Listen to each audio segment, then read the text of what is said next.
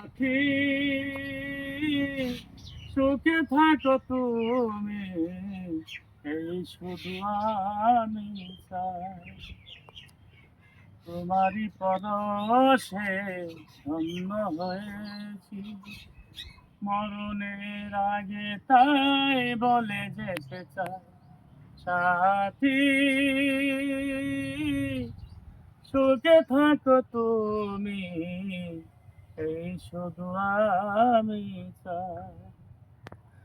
আমি গানে গানে তোমাদেরই প্রাণে কত না মধুর সুর বিলিয়ে দিয়েছি।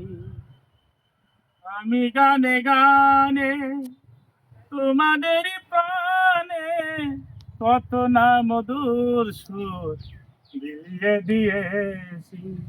কোন সেই নিষ্ঠুর ঝড় ভেঙে দিল খেলা ঘর, সেই খবর আমি ছাড়া কেউ রাখিনি। সাথী, সুখে থাকো তুমি, এই শুধু আমি চাই। দর্শক মন্ডলী, সেই কথাই বলতেছিলাম। এই জায়গাটা ছোটবেলায় কত বান্ধবীদের সাথে এখানে এসে আলাপ আলোচনা কথাবার্তা, এখানে বসে আইসক্রিম খেতাম ছোটবেলায়। সেই শিশুকালে মদন কটকটি, লইটানা, জিলাপি, চানাচুর ভাজা, মুড়ি দিয়ে ঝাল পেঁয়াজ দিয়ে বসে বসে খেতাম। এই দেখেন সেই গাছ এভাবে আছে। হয়তো আমাদের মাঝে আমাদের কিছু ফ্রেন্ড ছিল, বন্ধু ছিল, তারা দুনিয়ায় নেই।